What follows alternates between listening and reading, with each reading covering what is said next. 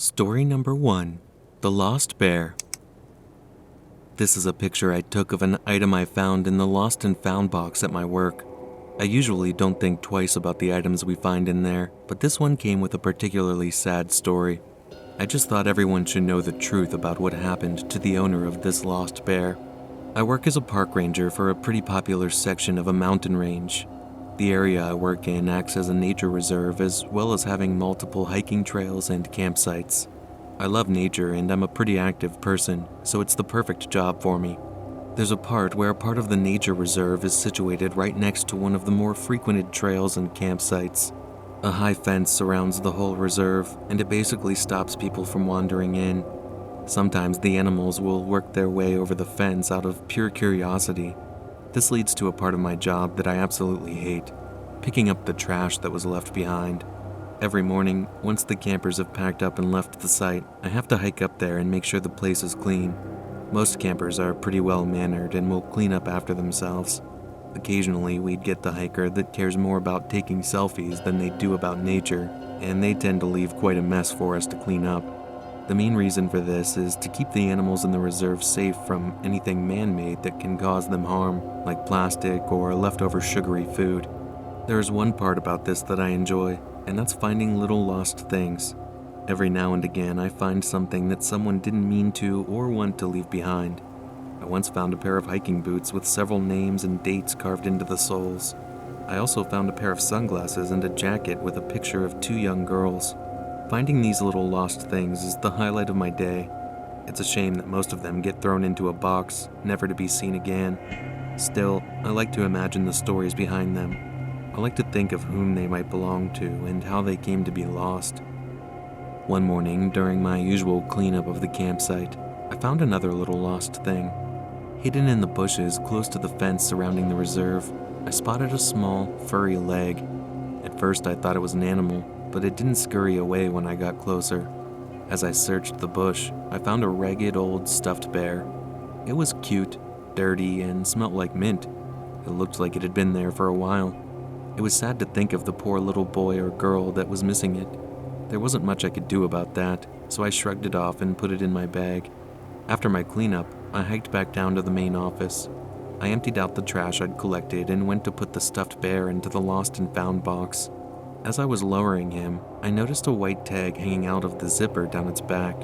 I pulled the tag out and found an address written on it. My curiosity piqued, so I did a bit of research on the address and found out it led to a house only an hour away. Something impulsive inside of me couldn't wait to drive there. I felt like a superhero returning a lost toy to its owner. I couldn't help myself. I put the bear in my bag and waited till my lunch break to drive down there. I won't bore you with too much detail. It was an uninteresting drive, and all I could think about was making someone's child happy by returning their lost toy. Those were the only thoughts going through my mind as I pulled into the driveway and knocked at the door. As I scanned the house's front yard, I didn't notice any signs that there was actually a kid living there. There were no toys, and the grass was overgrown and filled with thorns. The door opened, and the person on the other side looked like they hadn't slept in ages. Her hair was messy, she was still wearing her dressing gown, and there was a lit cigarette hanging from the corner of her mouth. I was already regretting my decision, but I took the time to drive there, so I fetched the bear out of my bag. I started explaining how I found and where I found it. Before I could get all of the information out, the woman took one look at the bear and burst into tears. I was stunned and confused, so I just stood there with my mouth hanging open and holding the stuffed bear out to her. Her tears quickly turned into anger, and she screamed at me to get the hell away from her before slamming the door in my face. I stood there for a moment longer, still confused as to what just happened. I retreated to my car and drove back to the park before my lunch break was over. Now, curiosity got the better of me again. I wanted to understand that woman's reaction. So, I did a little more research, and the information I came across will haunt me to the end of my days.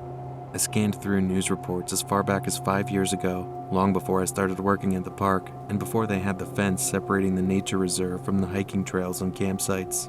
That day, I learned why they built the fence. There was a young boy hiking on the trail with his mother and father, and they decided to set up camp at the campsite where I found the bear. The news report went on to say how the family forgot to clear up their food before they went to sleep for the night, and the smell attracted a bear that dragged their little boy out into the forest. Rescuers searched the forest for months, but they never found the boy. The fence was built and new rules were put into place for both hikers and campers about clearing up campsites and keeping demarked trails away from the reserve. While reading the news report, I found a photo of the young boy that was taken by the bear, and my heart sank into the pit of my stomach. In the photo, he was holding the same bear that I found. He was only 7 years old. Story number 2. The show must go on. This picture is of something that I stole from the lost and found box at my school. I couldn't help myself. I regret stealing these ballet shoes now, especially after I found out that the rumor about the girl who used to own them is true. I used to have to take the bus to school in the mornings because both of my parents worked night jobs and slept in most of the time. I hated the bus. It was gross and the creepy driver always tried to grab my butt when I climbed on and off. Thankfully, I convinced my parents to get me a bike one Christmas, and I ended up taking that to school instead. I'm telling you this because the fact that I biked to school every morning explains why one morning, in the middle of one of the worst storms we ever had, I ended up in the principal's office looking through the lost and found for some spare clothes. It hadn't started raining till I was halfway to school, and by that point it was too late. The storm hit us fast, and it hit us hard. I was drenched in seconds. I couldn't march around the school all day in soaked clothes. Unfortunately, the storm had flooded us in and cut out the power. That's why the principal ended up leaving me to go through the lost and found all by myself.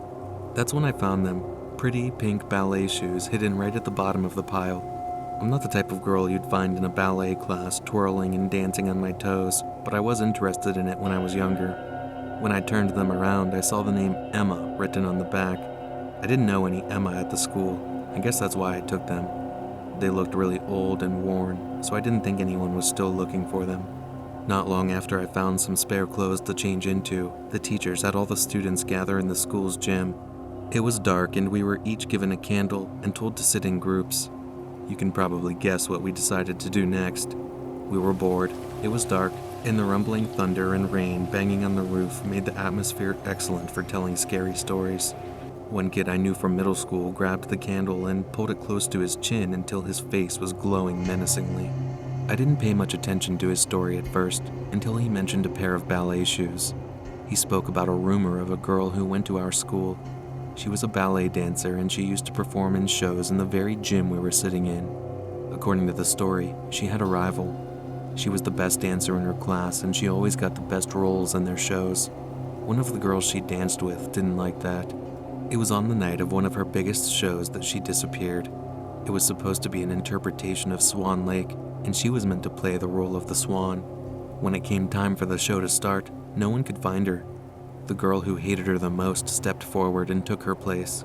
It wasn't until after the show that they found her. Her body had been stuffed into a trunk backstage. They said she'd been dead for hours.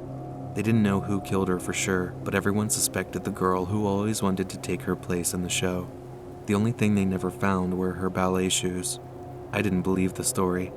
After all, it just sounded like a silly ghost story, but then I decided to poke at it a little. The ballet shoes I stole from Lost and Found were burning a hole in my school bag. I asked the guy telling the story what the girl's name was. He said her name was Emma. Story number 3. A picture is worth 1,000 words. This is a picture of a wallet I found while clearing out the old Lost and Found box in a museum where I work. Usually when wallets go missing, they don't stay missing unless they're stolen. I guess that's why I was so interested in it. Knowing what I know now, I wish I had just thrown it out with the rest of the stuff. You'd be surprised how many things go missing in a museum. Jackets, shoes, sunglasses, lunchboxes, and even socks all end up in the Lost and Found box. I'm sort of a day manager for the museum. The people higher up make us clear out the Lost and Found every few months so it doesn't get too cluttered. That's not my job usually, but the guy who was supposed to do it never showed up for his shift, so I got stuck with the job. It was grubby work at first, but I made a game out of it and it got pretty fun after that. I started making up stories about each object and why they were lost. There were silly stories like, this pair of shoes used to belong to a supervillain, but he got caught by the superhero who steals shoes. I don't have much of an imagination. Anyway, I got to the bottom of one pile and found an old wallet. It was leather-bound and it looked pretty expensive. Now, when people lose their wallets, they tend to go looking for them, so finding a wallet in a lost and found was a rarity. I searched through it, and someone had already taken all of the money out, unsurprisingly. However, the ID of the owner was still inside of it. I found that even stranger. You can find out a lot about someone these days by just searching their name on the internet, so the fact that this guy's ID was still in his wallet and it hadn't been returned to him yet was amazing. After making up stories about superheroes stealing shoes all day, I guess I wanted to think of myself as a bit of a hero as well. I dropped everything I was doing, since it wasn't actually my job anyway, and went to do some research on the owner of the wallet. You can't just search someone's name. There are usually a few people who share the same name in an area. I searched the name on the ID along with the city it was issued in, and I got over 20 results. So I dug a little deeper. I went through the wallet and scanned every single item in there. I found a business card with the name and address of a printing company on it, and that helped me narrow it down a little bit more. I typed the name on the ID in, along with the name and address of the printing company. The first result I got shocked me to my core. My blood turned cold, and for a moment I had forgotten how to breathe. What I got was a news report about a massacre that occurred only a year ago in a printing company. An employee of 5 years went crazy. He found out his wife had been sleeping with his boss, so he killed him. He then went on a rampage and killed almost 30 people in the building before police eventually gunned him down. I never heard of this, and yet all of my search results were stories about it. The man who they gunned down was born in my hometown. He was only 2 years older than me. Worst of all, the picture I found of him matched the picture on the ID I was holding in my hands. I dropped the wallet and spat on it, almost as if I'd been holding the soul of the devil. It wasn't a surprise that no one had come looking for the wallet. I felt sick to my stomach when I realized that I'd been going through the year-old box when I found the wallet, which means he lost it just before he killed all of those people.